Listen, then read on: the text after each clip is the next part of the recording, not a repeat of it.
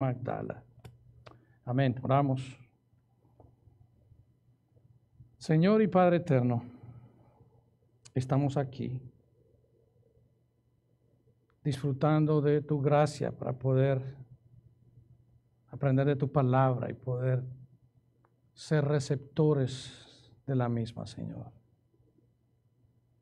Oramos, Señor, por aquellos hermanos, hermanas que están en otras regiones del mundo en este momento y por la persecución, por las dificultades, no pueden disfrutar de este privilegio en este momento, Señor.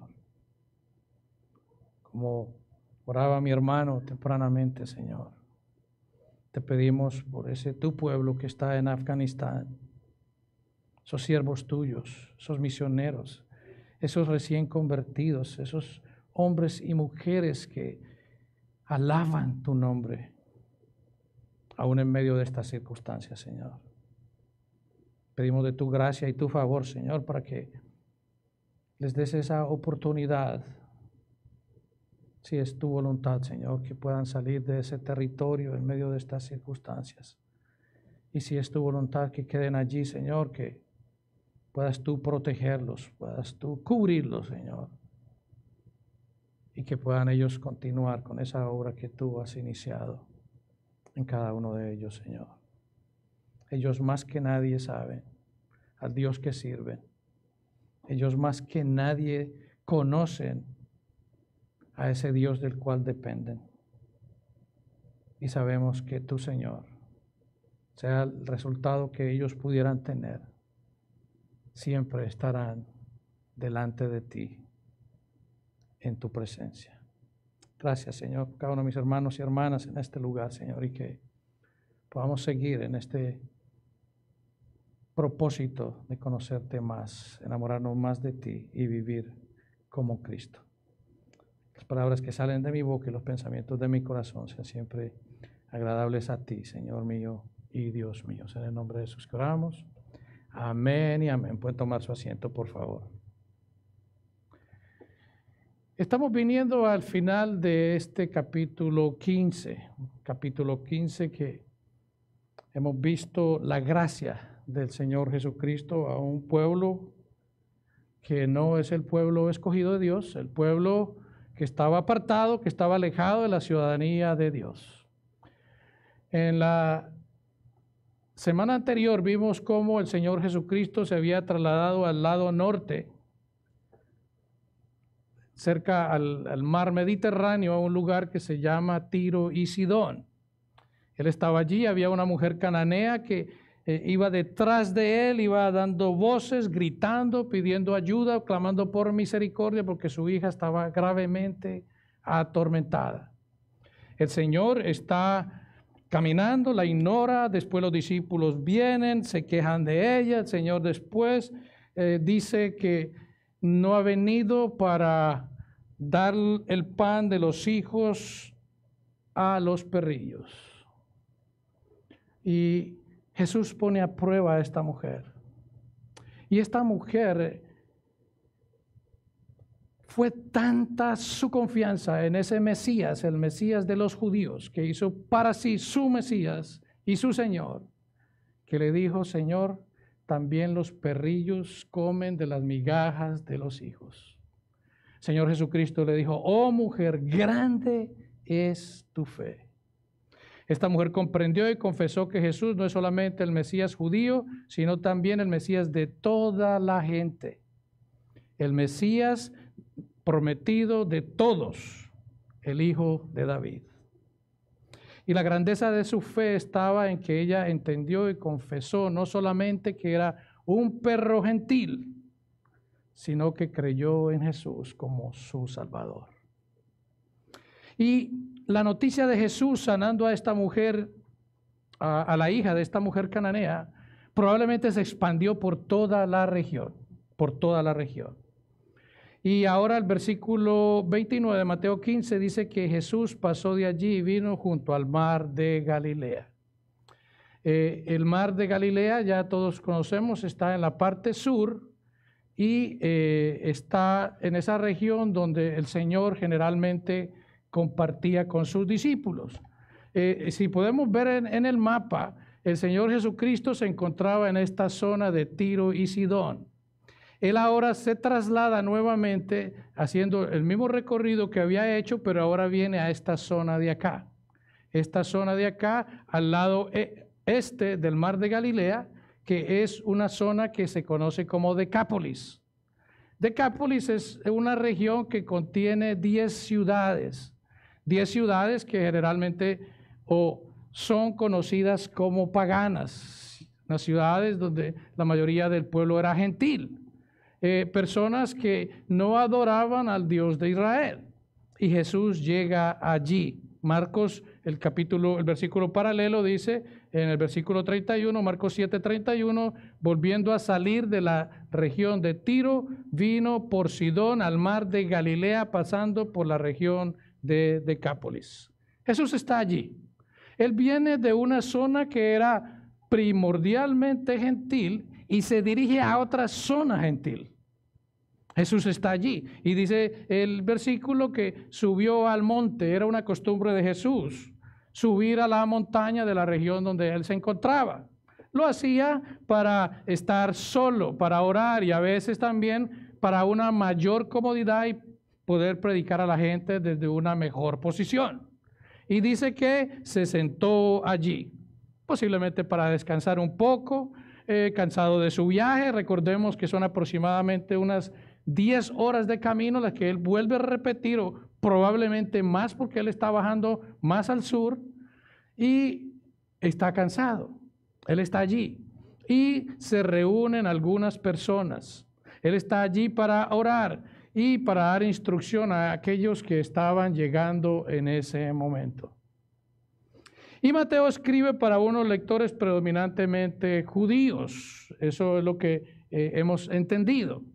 Y ahora nos dice que las multitudes gentiles han escuchado a Jesús y Él está ahí.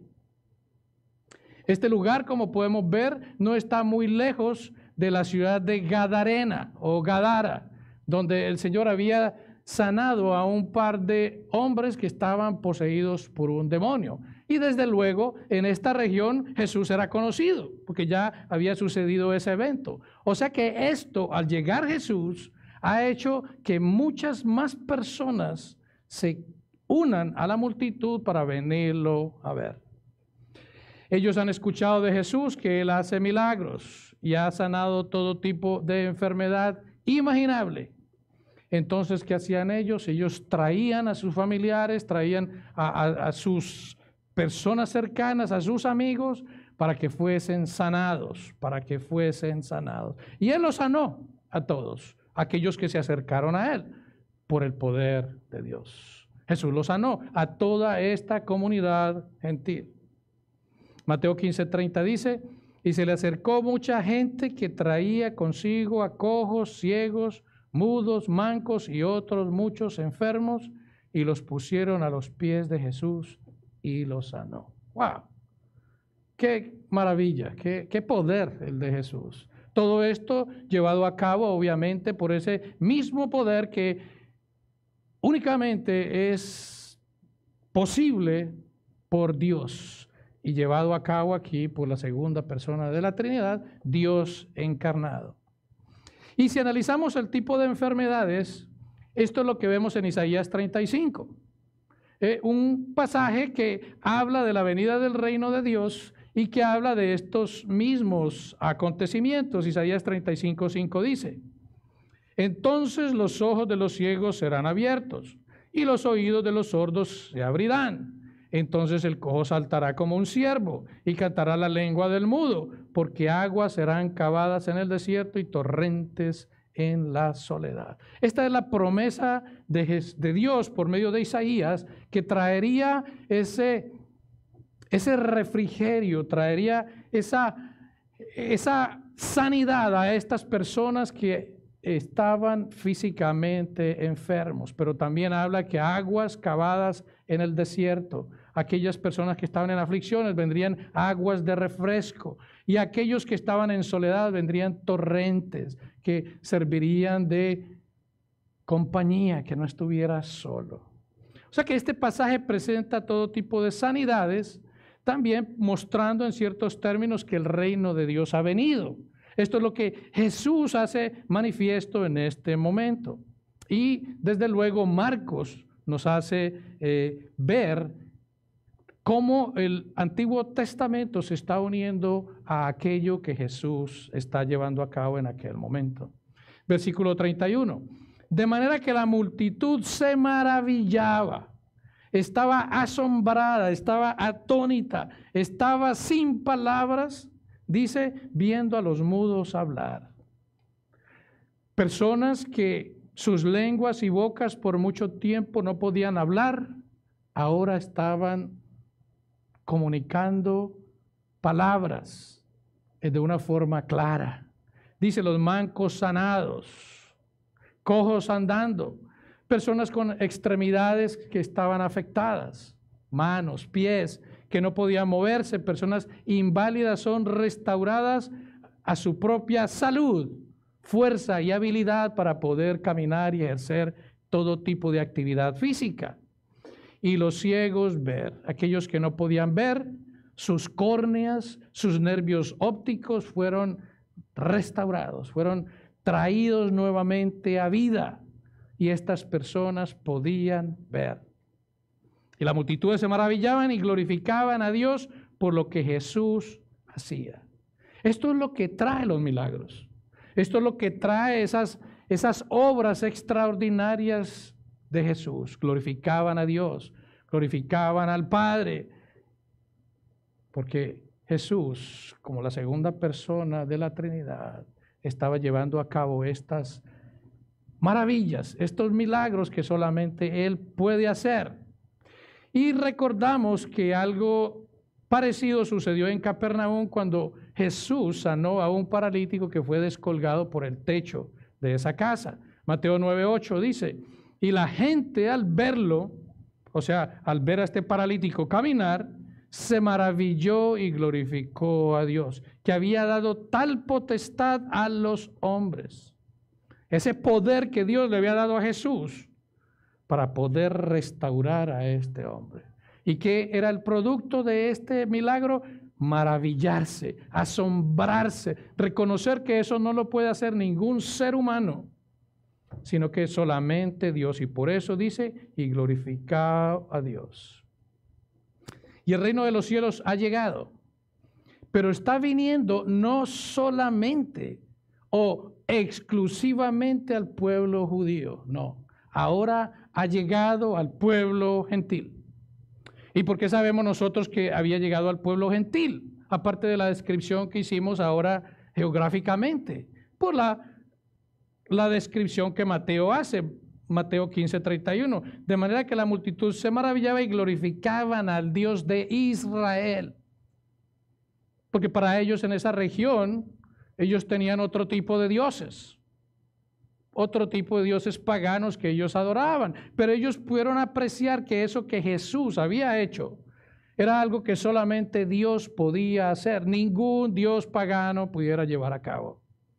Milagros regenerativos, devolver una visión a una córnea que está totalmente dañada, estirar un brazo que está totalmente atrofiado, traer sanidades que son constructivas, que eso no lo puede hacer nadie sino solamente Dios.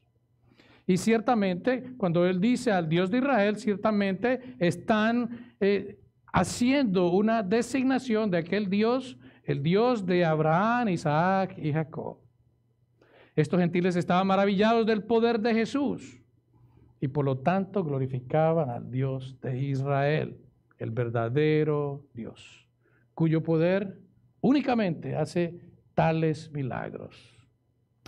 Y cuando nosotros vemos estos pasajes, nos damos cuenta que estar enfermo no es algo agradable, es algo que incomoda, es algo que molesta, es algo que incluso afecta nuestro estado de ánimo, es algo que afecta nuestra actitud, todo aquello que hacemos, y es una realidad.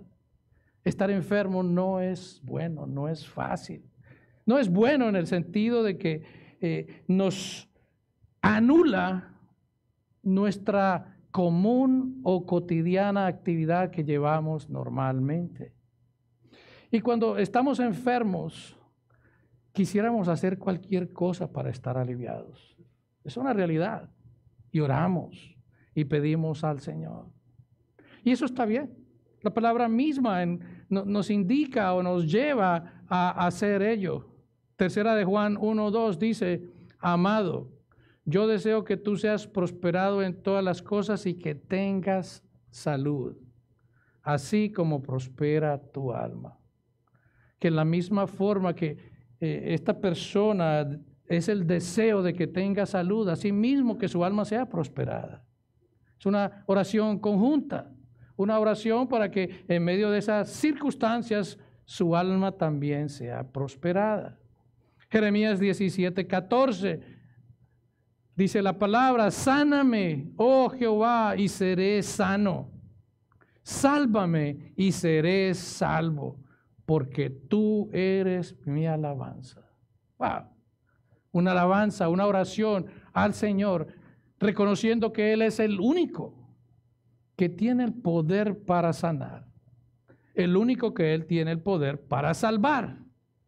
Santiago 5:14, ¿está alguno enfermo entre vosotros? Llame a los ancianos de la iglesia y oren por él, ungiéndole con aceite en el nombre del Señor. Es un llamado a orar por sanidad, es una realidad, y como iglesia hacemos ello. Pedimos al Señor por sanidad. Y oramos por sanidad y Dios algunas veces responde a esas oraciones trayendo sanidad. Sí, si es su voluntad, Él responde. En la Escritura podemos ver cómo Ezequías se enfermó de muerte. Y el Señor mandó a decirle con el profeta Isaías que alistara sus cosas, porque ya él no sanaría, que él moriría. Él fue. El profeta le dijo: Ezequías, alista tus cosas porque te vas. Ezequías, ante esta noticia, él lloró amargamente y oró de una manera entregada al Señor por sanidad.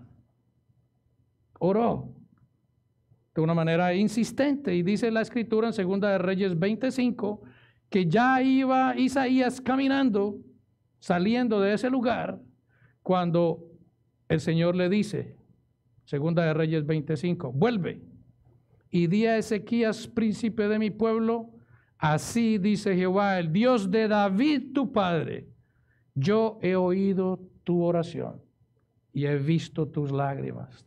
Le dice el Señor, mandando por el profeta Isaías a decir a Ezequías, y he visto tus lágrimas, he aquí que yo te sano. ¡Wow! ¡Qué bendición! Yo te sano. Y dice, al tercer día subirás a la casa de Jehová. Y el versículo siguiente dice que el Señor le añadió 15 años a sus días. El Señor trae sanidad. El Señor es el mismo ayer, hoy y por siempre. El Señor no cambia. Y Él continúa trayendo sanidad. Lo hemos visto, hemos sido testigos de ello. Pero hay ocasiones en que Dios decide no sanar. Él lo decide para ser glorificado en la enfermedad. Pablo había recibido muchas grandes revelaciones de Dios.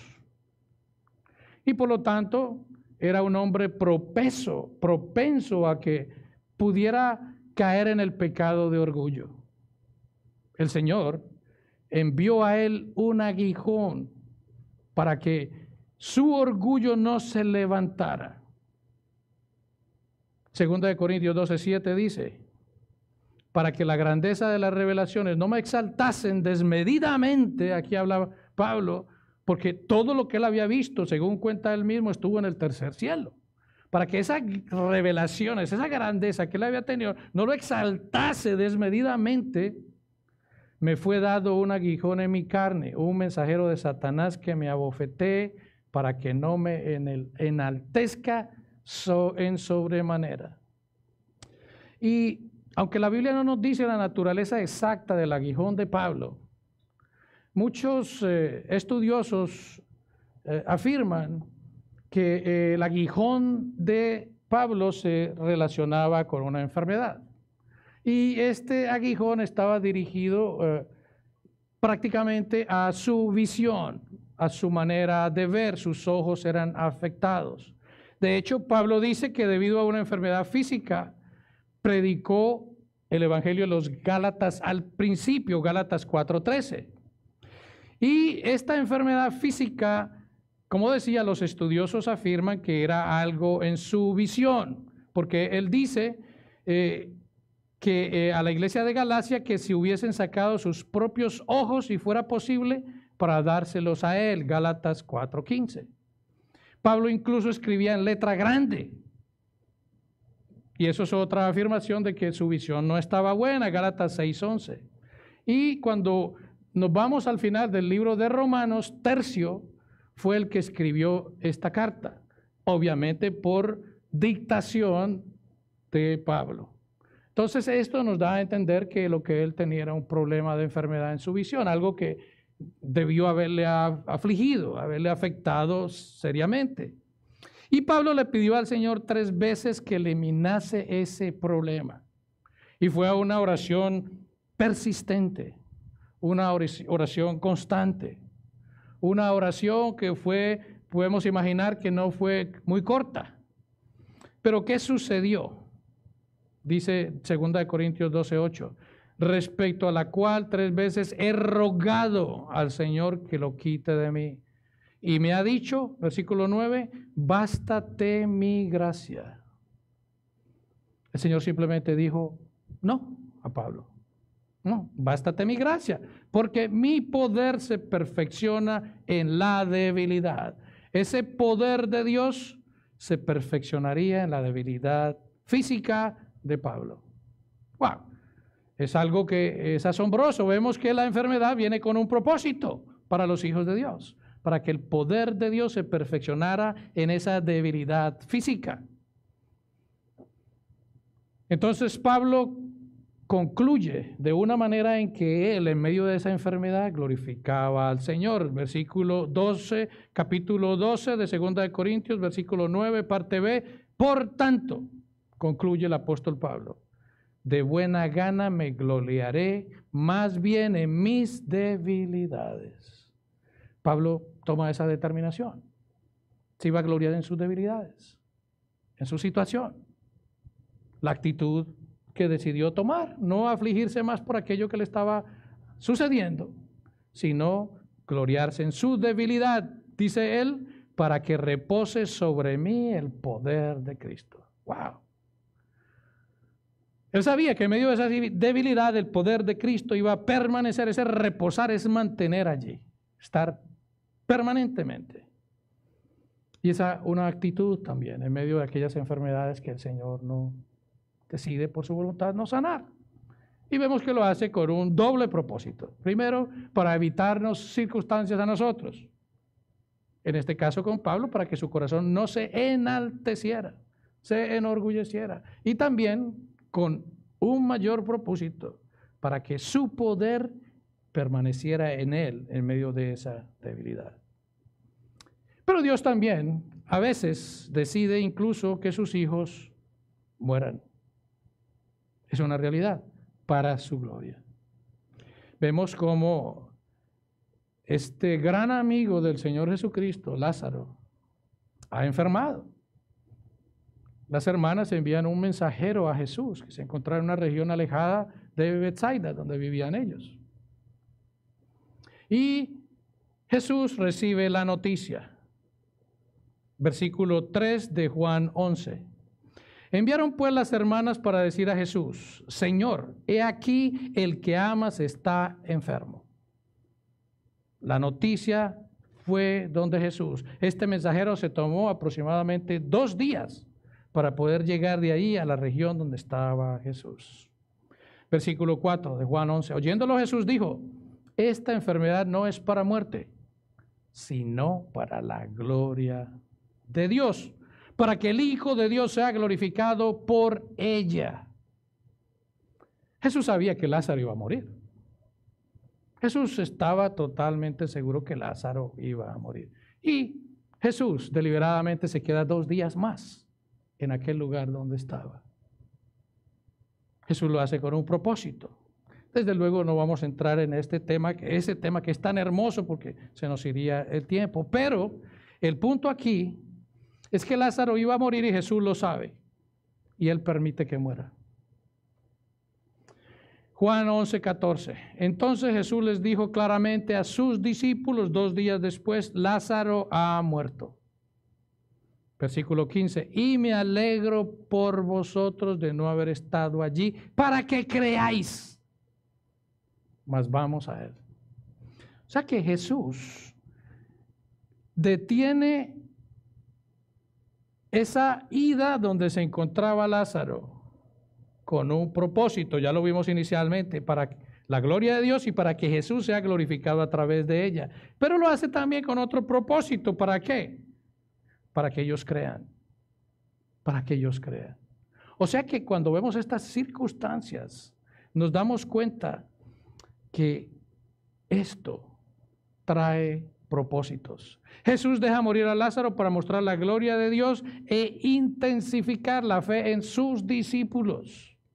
Él lo hizo. Y la parte humana nuestra a esta revelación de la gloria de Dios es creer. Creer en Él. Creer en Él. Jesús le dijo a Marta, Juan 11:25, yo soy la resurrección y la vida. El que cree en mí, aunque esté muerto, vivirá. O sea que Dios permite todo esto. No solamente porque aquel, dice aquí, todo aquel que vive, cree en mí, aunque esté muerto, vivirá. Para que esa convicción de aquella persona que ha muerto y que ha estado en la fe, sea hecha una realidad, estando en la presencia de Dios, viviendo una eternidad al lado del Padre. Y dice, y para que todo aquel que vive y crea en mí no morirá eternamente. Esto lleva a una visión que aquellos que están presenciando el funeral de aquel ser querido que Dios ha decidido llevarse, puedan también creer y no mueran eternamente. No está hablando de una manera física. O sea que todo esto trae un propósito y Dios decide que sus siervos, sus hijos, a veces mueran. Es su voluntad. Y dice Jesús a Marta, ¿crees esto? Es una pregunta para nosotros también. Si creemos esto, si creemos en Jesús, si creemos que Él decide sanar para su gloria, Él decide no sanar para su gloria, y Él decide incluso llevarse a alguien a su morada, a esa morada eterna, para su gloria. O sea que si Dios elige sanar o decide no sanar, debemos darle a Dios la gloria en todas las circunstancias. Y como seres humanos, es una realidad también que le damos bastante importancia a lo que es nuestra salud física.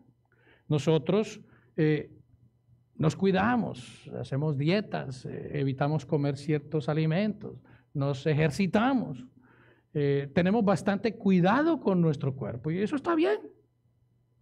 Pero a la misma vez, a medida que nos preocupamos por nuestro cuerpo, hay personas que descuidan su salud espiritual. Están más preocupados por su salud que la salud del alma.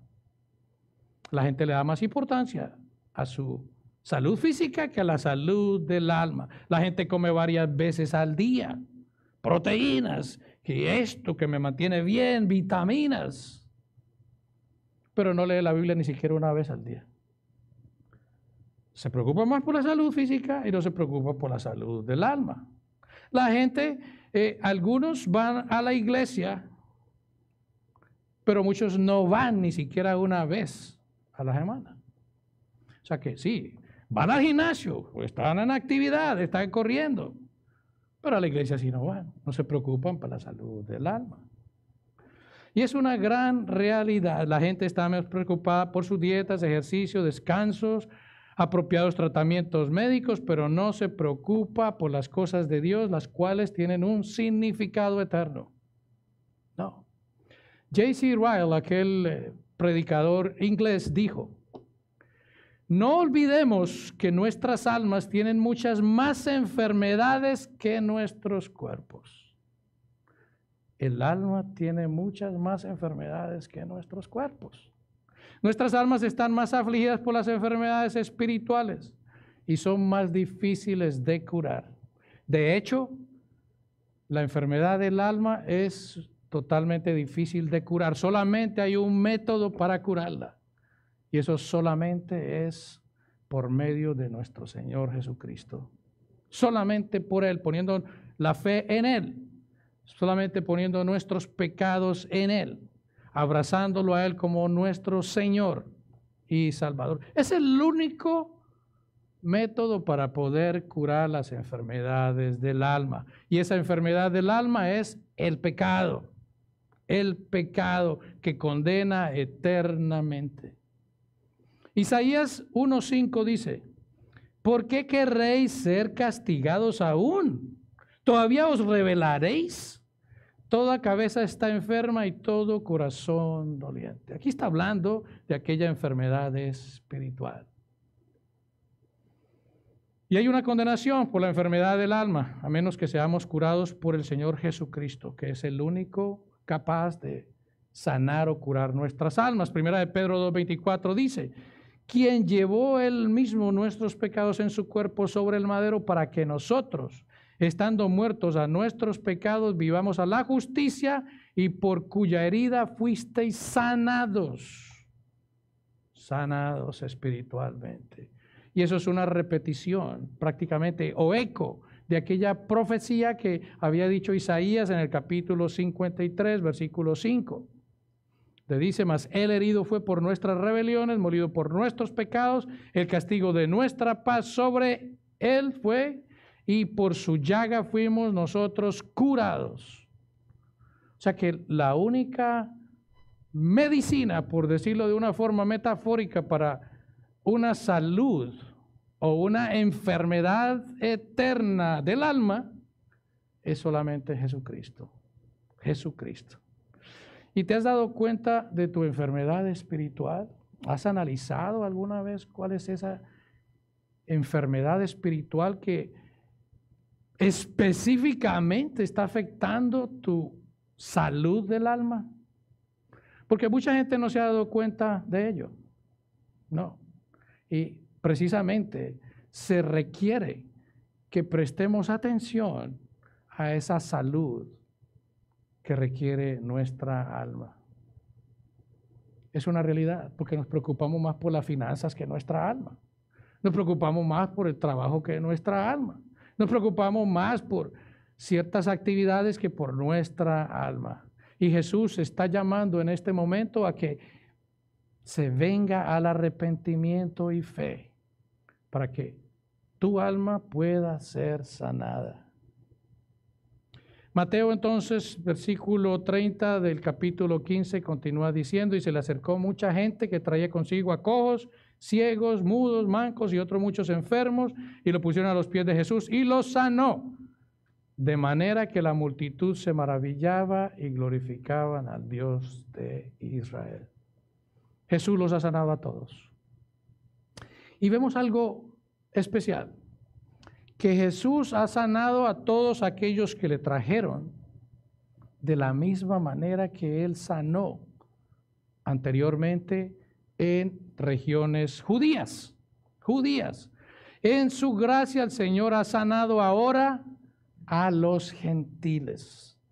Aquellos, vuelvo y repito, que estaban apartados. Jesús hace manifestación de su compasión. Y Jesús no rechazó a ninguno de aquellos que fueron traídos a Él. Ninguno. Y Mateo 15:32 continúa diciendo: y Jesús, llamando a sus discípulos, dijo: tengo compasión de la gente, porque ya hace 3 días que están conmigo y no tienen qué comer. Y enviarlos en ayunas no quiero, no sea que desmayen en el camino. Este pasaje nos da a entender que estas personas estaban 3 días consecutivamente con el Señor. Habían estado día y noche, porque está diciendo que los va a mandar en ayunas, de seña que han pasado toda una noche y no han ingerido ningún alimento. Y aquí este pasaje es similar a uno que ya vimos en el capítulo 14. Es similar. Y cuando nosotros vemos este tipo de pasajes decimos, wow, pero ¿qué le está pasando a Mateo? Otra vez está repitiendo lo mismo. Pero la realidad es que no. Marcos y Mateo describen esta misma situación. Y de hecho en Marcos 8, 18 al 21, el mismo Señor Jesucristo les hace ver a los discípulos estas dos ocasiones. O sea que hay algunas personas que han dicho que esto es una repetición de lo que había acontecido anteriormente, pero no, el mismo Señor Jesucristo hace evidente que estos son dos eventos separados. Cuando vemos estas historias entonces, pensamos que es una repetición a lo anterior, pero no lo es. Y hay algo que está sucediendo aquí. El pan de Dios, que estaba solamente designado para los judíos, ahora está siendo repartido a los gentiles. Aquellos que eran considerados inmundos, aquellos que eran rechazados, aquellos que eran alejados de la sociedad, aquellos que los mismos líderes religiosos creían que estaban transmitiéndole a ellos esa contaminación espiritual. O sea que vemos ahora cómo estas personas son limpiadas por Jesús. La mujer cananea y su hija limpiadas, y ahora multitudes son limpiadas.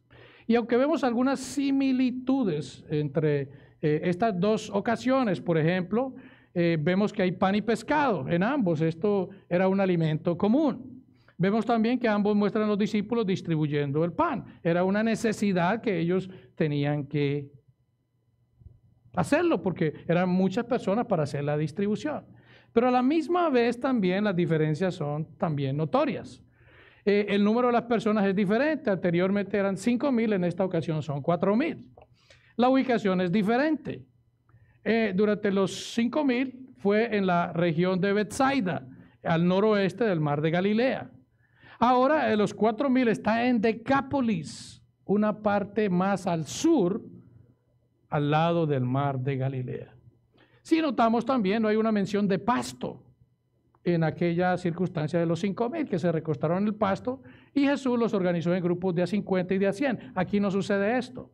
Ellos se recuestan en tierra. O sea que esto implica que es una diferente época del año. Y vemos la razón más obvia, que hay una cantidad diferente al comienzo y una cantidad que sobra al final. Pero vuelvo y repito que lo que está sucediendo aquí, y Mateo nos está haciendo ver esta historia por segunda vez, que no es la misma, es por dos circunstancias. Primero, porque Dios lo hizo, que fue una realidad que Dios lo hizo. Y segundo, porque está estableciendo una diferencia entre estas multitudes. Los 5,000 fue hecho en territorio judío y los 4,000 está llevándose a cabo en territorio gentil. Y recordamos bien que Jesús está escribiendo a judíos. Y Él está haciendo ver claramente cómo el Señor Jesucristo está llevando esta misión en su expansión del reino a aquellas personas que incluso ellos consideraban inmundos. Jesús compartió 3 días con estos gentiles en Decápolis. Y parecía que la predicación de Jesús había impactado a estas personas, aparte obviamente de la sanidad que había traído a aquellas personas que le habían traído de frente. Y estas personas fueron insistentes y no se fueron en ningún momento. La palabra o el pasaje no nos dice si Jesús los despachó en alguna ocasión, no. Pero ellos persistieron ahí, de tal manera que Jesús se preocupó por despacharlos de una forma en que, como no habían comido, pudieran desmayarse en el camino. Y vemos cómo Jesús se preocupa por ellos. Y nosotros que estamos viendo este pasaje, no pensamos que Jesús en su humanidad también está cansado. Jesús tiene hambre. Jesús ha estado hablando, si son 3 días, imagínense, 72 horas continuas. Ha estado sanando personas. O sea que Jesús en su compasión, en su misericordia ante el dolor y la necesidad de la predicación para esa sanidad espiritual, ha estado allí 3 días con ellos. Versículo 32, y Jesús llamando a sus discípulos dijo, tengo compasión. Esa misma compasión que fluye de las entrañas, ese dolor por ellos, porque hace ya 3 días que están conmigo y no tienen que comer. La misma preocupación que Jesús ha experimentado anteriormente. Esta persona lleva 3 días escuchando a Jesús y pendientes de ser sanados, que no le dieron importancia a la comida. Y es interesante ver esto y compararlo con nosotros en nuestras circunstancias. Venimos a la iglesia temprano, estamos aquí, estamos orando, escuchando las alabanzas, escuchamos la predicación. Y muchas veces existe esa preocupación, está como largo el servicio, ya tengo hambre, ya como que estoy sintiendo señales del estómago. Y empieza más a interesarse por la comida que por lo que se está diciendo, se está alabando, se está predicando. Y estas personas están ahí 3 días, 3 días. Pensaríamos que ellos en este momento estarían deseosos de irse, pero no, siguen ahí, siguen ahí. Y aquí viene la parte que nos llamaría a nosotros la atención. Mateo 15:33. Entonces sus discípulos le dijeron, o sea, a Jesús, ¿de dónde tenemos nosotros tantos panes en el desierto para sanar a esta multitud tan grande? Pero estás diciendo que les vas a dar algo de comer, porque si se van en ayunas se pueden desmayar. ¿De dónde crees tú, Jesús, que vamos a sacar para alimentar a estas personas? Pero es algo que pareciera no tener sentido, pero ¿qué había sucedido hace unos pocos días anteriormente? Jesús había demostrado ese poder delante de ellos, multiplicando esos 5 panes y esos 2 peces en una cantidad enorme para alimentar a estas 5,000 hombres más mujeres y niños, que decíamos anteriormente, aproximadamente unos 12,000 personas. Entonces ahora, ¿cómo estos discípulos responden de esa manera? Nosotros deduciríamos que ellos solamente tienen que hacer un simple razonamiento. Haberle dicho, claro, a ver, multiplícalos. Haz lo que hiciste anteriormente. Pero estas personas parecieran estar como desentendidos. ¿De dónde tenemos nosotros tantos panes en el desierto para saciar a una gran multitud tan grande? Ellos están en la misma situación anterior, lo mismo que pasó anteriormente. Y antes de nosotros ser muy severos con los discípulos y decir, pero qué tan brutos son estos hombres, tenemos que analizarnos a nosotros mismos. ¿Cuántas veces el Señor ha hecho en nosotros alguna obra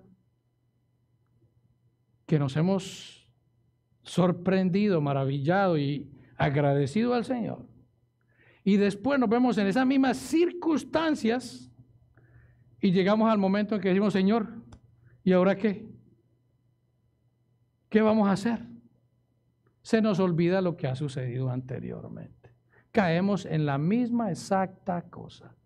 ¿No es eso cierto? Sucede. Entonces no seamos tan severos con los discípulos, porque nosotros hacemos lo mismo. Pero de todas maneras, viendo a los discípulos, tenemos que conmovernos a nosotros mismos en lo que sucede aquí. Jesús les dijo a algunos discípulos camino a Emaús después de la resurrección, en Lucas 24:25. Y esto es una reconvención que cae para nosotros precisamente cuando nos olvidamos de aquello que el Señor haya podido hacer. Lucas 24:25. Entonces el Señor les dijo, oh insensatos y tardos de corazón para creer todo lo que los profetas han dicho. Cuando ven esas circunstancias, se nos olvida lo que la palabra dice. Está diciendo insensatos y tardos de corazón. Porque se nos olvida que en la palabra, ahí está, muchas circunstancias. En otra ocasión Jesús les dijo, en Marcos 8:18, Teniendo los ojos no veis, diciéndole a los discípulos, y teniendo oídos no oís, y no recordáis. Se nos olvida. Y Jesús mismo hace este llamado. Nos está diciendo que tenemos ojos y no vemos, y oídos y no escuchamos, porque se nos olvida, no recordamos, se nos olvida aquello que Él ha hecho anteriormente. Y tal vez, para darle el beneficio de la duda a los discípulos en esta reacción que tuvieron en el momento de esta gente que estaban ahí reunidos, no es que estén expresando incredulidad porque tengan poca memoria, sino porque posiblemente ellos no veían el por qué Jesús está sanando y quiere alimentar a estas personas gentiles que para ellos son consideradas paganas y que están contaminadas. Wow. Probablemente, si esa es la situación, podemos darnos cuenta entonces que el corazón de estos discípulos todavía estaba centrado en aquella creencia errónea que los líderes religiosos habían inculcado en toda esta población judía. Pudiera ser eso. Porque si se analiza, o estos discípulos lo analizan, Dios le dio maná a los israelitas. Dios no le dio maná a los de Canaán. Entonces pudiéramos pensar que los discípulos lo que están haciendo es una deducción lógica. Sí, el Señor alimentó 5,000, pero eran judíos. Eran los que le pertenecía el pan. Pero estos son gentiles. Ellos no. Entonces, aquí ellos no están dudando de ninguna información.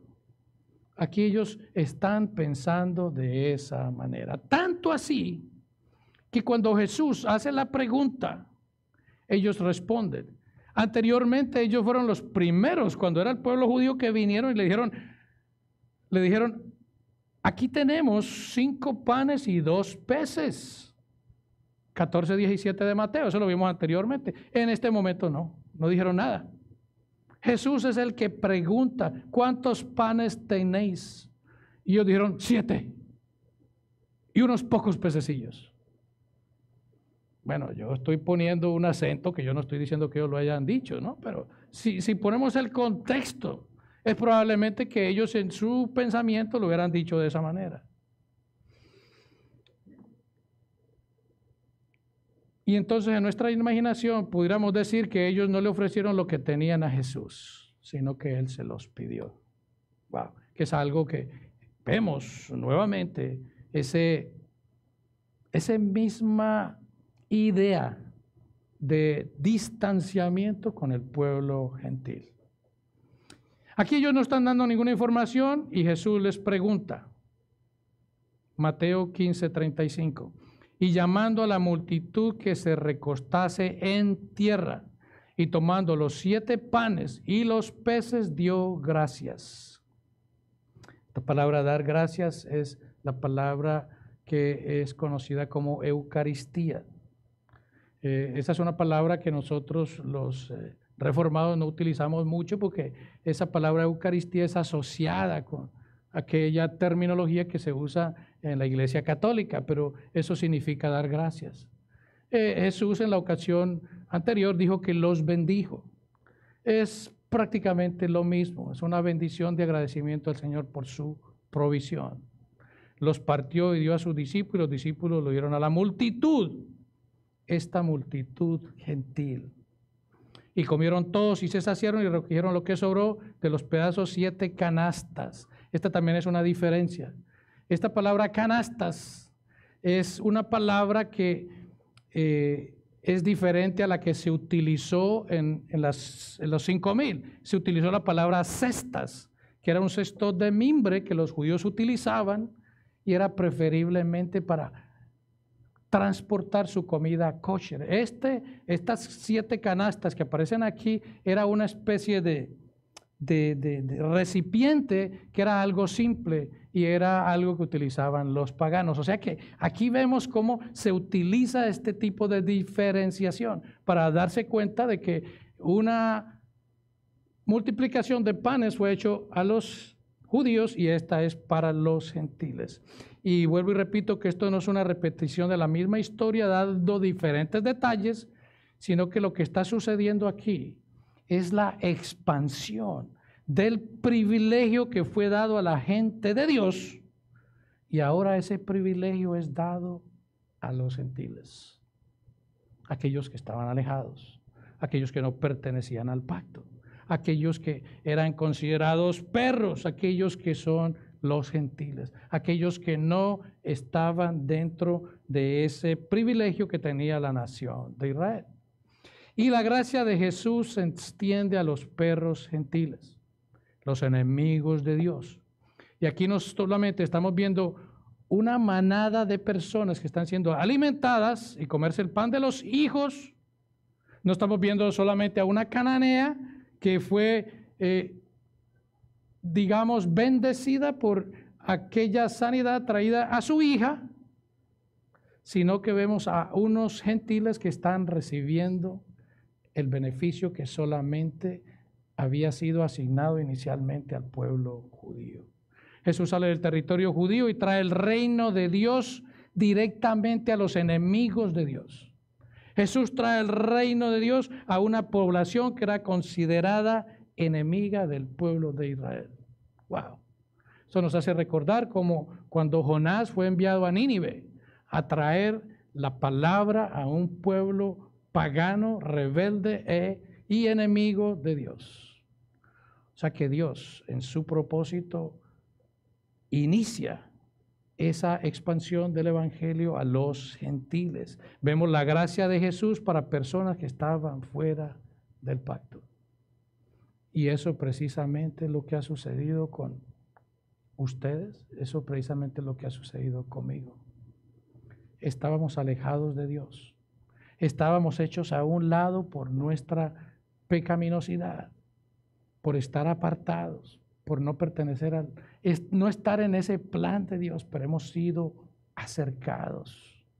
Efesios 2:12 dice, en aquel tiempo estabais sin Cristo, alejados de la ciudadanía de Israel y ajenos de las promesas del pacto. Aquí está Pablo hablándole a gentiles. Nosotros en otro tiempo estábamos alejados de Dios, fuera de la ciudadanía de Israel y ajenos a los pactos de la promesa, sin esperanza y sin Dios en el mundo. Eso éramos todos. Eso éramos todos. Pero, dice el versículo, pero ahora en Cristo Jesús, vosotros que en otro tiempo estabais lejos, vuelve y repite, vosotros, nosotros, que en otro tiempo estábamos lejos, hemos sido hechos cercanos. Pero hay una razón de ese acercamiento, por la sangre de Cristo. Esa sangre de Cristo, ya vuelvo a decirlo, no significa ese líquido literal que salió de su cuerpo.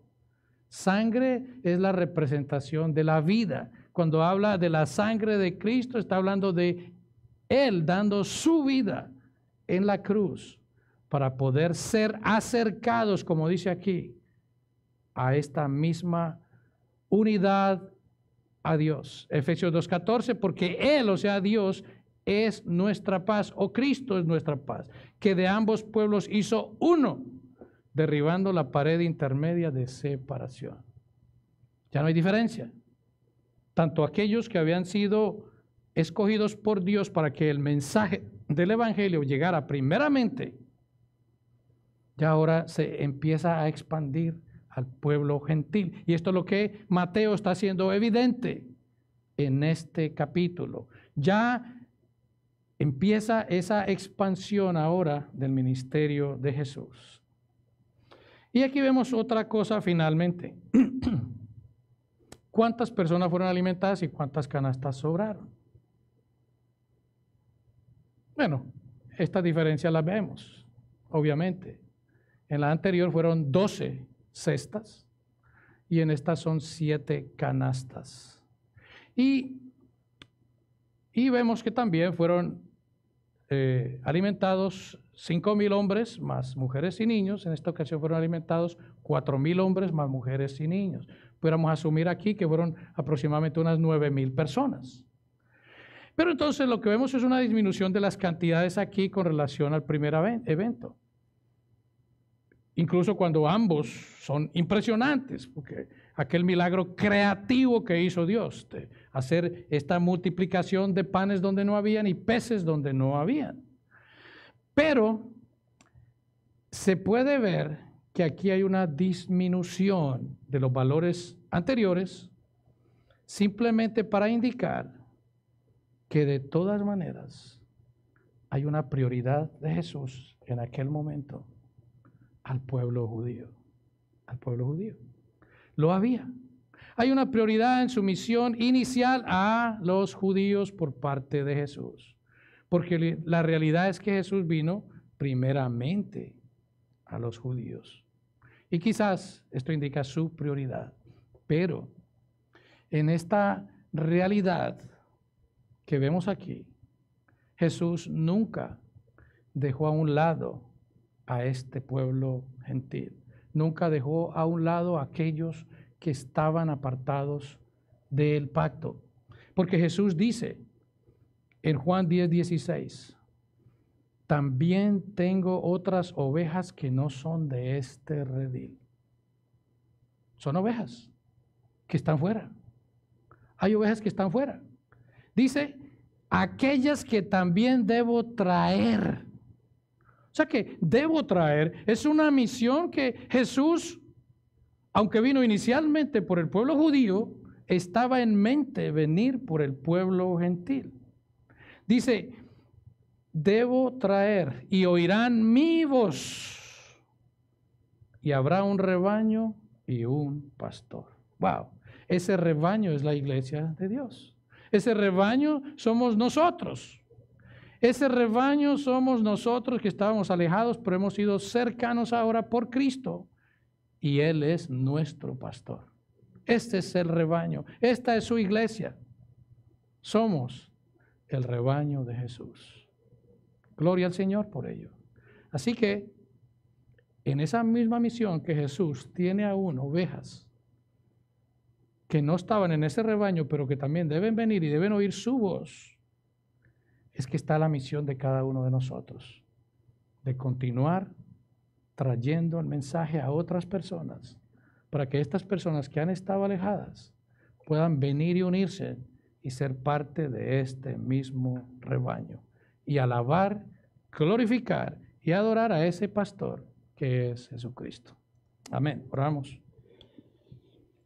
Bendito Dios, Señor y Padre nuestro. Estamos aquí, Señor.